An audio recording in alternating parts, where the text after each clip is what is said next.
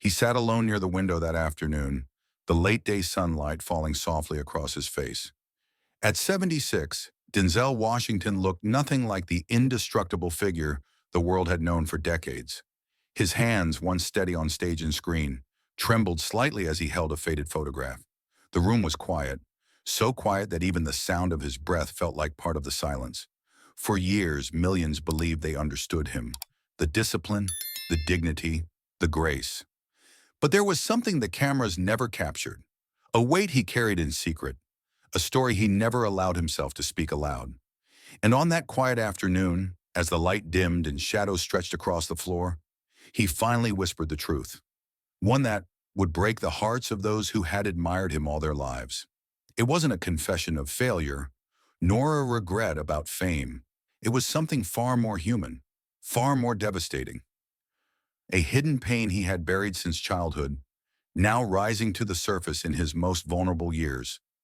Before we continue, take a moment to subscribe and join us as we walk through the fragile, haunting stories that remind us how delicate a human life truly is. Born on December 28, 1954 in Mount Vernon, New York, Denzel's journey began far from Hollywood's golden lights. But to understand the pain he revealed at 76, we must return to the beginning. To understand the weight Denzel carried into his later years, we must step back into the narrow streets of Mount Vernon, the place where his life began and where his deepest wounds were first carved. He grew up in a small, modest home not far from the church where his father preached.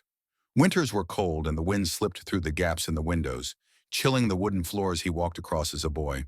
He remembered the smell of his mother's cooking, the distant sound of jazz drifting from a neighbor's radio, and the quiet evenings when the family gathered around the table, trying to make the world outside feel less harsh than it really was.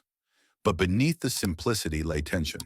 His father, Reverend Denzel Hayes Washington Sr., was strict, unyielding, anchored in rules and discipline. His mother, Lennis, was warmth, resilience, and survival wrapped into one. The house often felt split between silence and strength, faith and fatigue. When Denzel was only 14, the walls of that home finally cracked. His parents separated, a moment so sudden, so disorienting, that it left a permanent mark on the young boy who watched his world come undone. He once admitted years later, "That changed everything for me." After the separation, he was sent to a boarding school, an unfamiliar place, far from the noise and comfort of his old neighborhood. Nights were the hardest.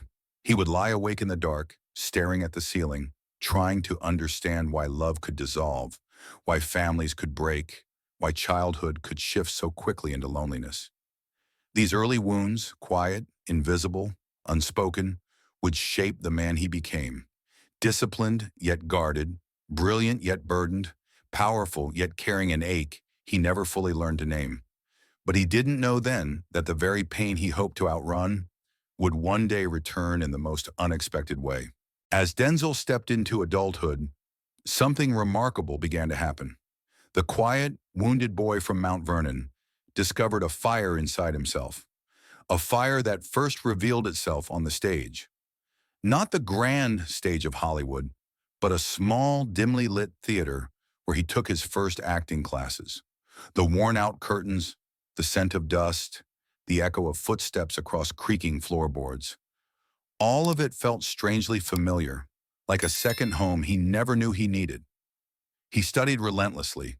He absorbed every technique, every line, every gesture. And with each performance, something inside him unlocked.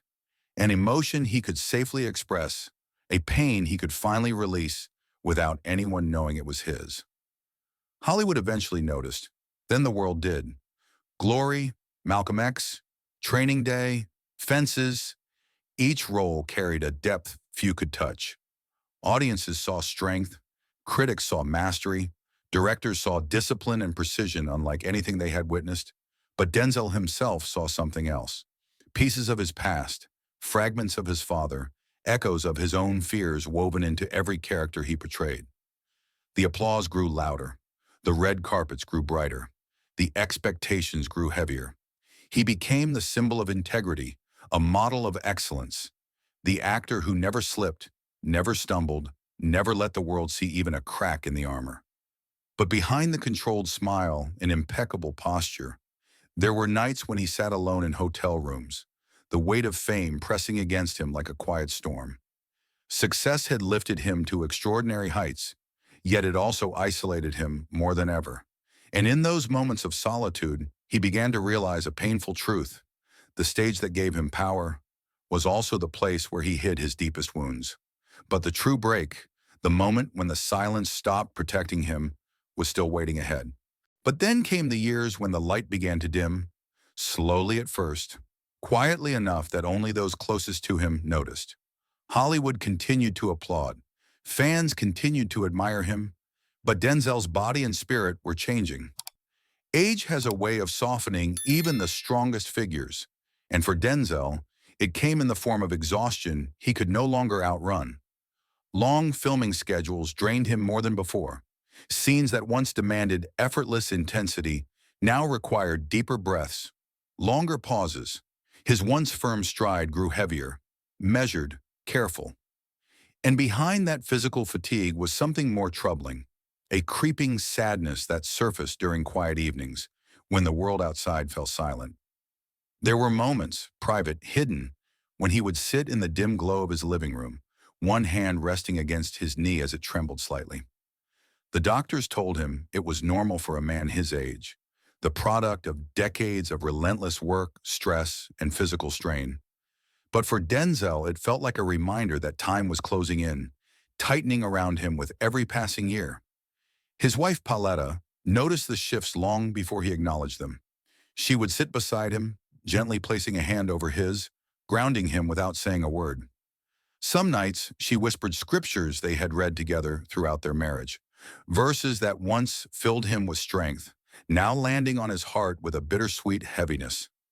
During this period, Denzel began withdrawing from the noise of Hollywood. He stopped attending certain events. He declined roles he once would have embraced. He spent more time at home, often walking alone through the garden behind his house, moving slowly among the roses he planted years ago. The air was calm there, too calm, making it impossible to hide from the memories he had buried for so long. It was in these years of quiet struggle that the old wounds from his childhood resurfaced. The separation of his parents, the loneliness of boarding school, the weight of perfection he had carried throughout his career. And yet, even as his body slowed and his spirit bowed, he remained silent. He believed the world expected strength, never vulnerability, but he didn't yet know that the silence he clung to would soon break open, in a moment that would change everything.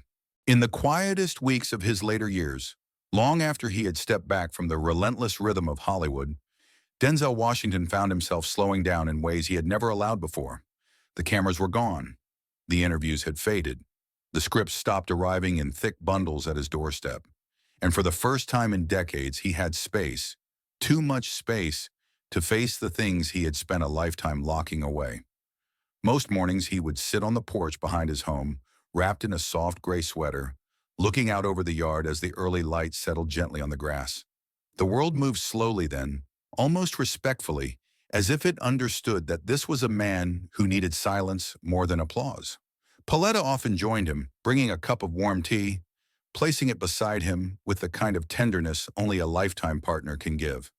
In those weeks, he began speaking more honestly than he had in years, not to the public, not to the press, but to the people he trusted most. One afternoon, while sitting with one of his closest friends, he finally let the truth rise to the surface. His voice was quiet, breaking only slightly as he said, "I spent so many years trying to be perfect, trying to be strong for everyone else, but I never learned how to be gentle with myself." His friend listened without interrupting. Denzel continued. He spoke about his father, the distance, the discipline, the unspoken expectations. He spoke about the boy he once was, the one who felt abandoned, confused, afraid to show weakness. And then he said the words he had kept buried for decades. "I didn't want to become him, and yet I've carried his shadow my whole life." Pauletta later recalled that moment, saying his honesty felt like a release, like a man finally laying down an armor he had worn for far too long. In those quiet weeks, Denzel also wrote letters to his children. Not dramatic letters, not farewells, but reflections, pieces of wisdom, small stories from his past, reminders to embrace faith, family, and forgiveness. He told them that strength is not about silence nor perfection, but about recognizing the fragility in oneself. He ended one letter with a single line: "Be better to your inner child than I ever was to mine." And when he folded that letter, placing it neatly on his desk, it felt as though a chapter, heavy, unspoken, decades long, had finally reached its end. When the noise of fame finally settled and the spotlight drifted away, what remained was a legacy far greater than awards or headlines. Denzel Washington's life, his craft, his discipline, his unwavering commitment to portraying truth left an imprint that generations of actors still study, imitate, and quietly admire. He became more than an actor, more than a symbol of excellence.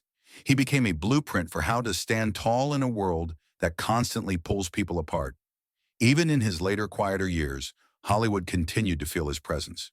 Young performers often spoke about watching his films late at night, studying the precision of his delivery, the weight behind each glance, the depth he brought from a life touched by both brilliance and pain.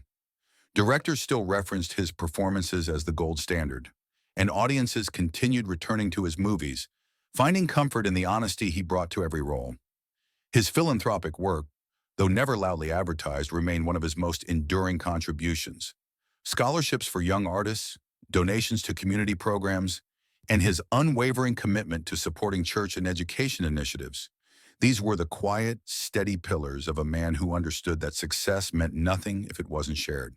But perhaps his greatest legacy lies in the truth he finally allowed himself to speak, that even the strongest among us carry hidden wounds, and healing begins only when we dare to face them. He once wrote to his children, "Your work will fade, your titles will fade, but who you are when no one is watching, that's the part that lives on."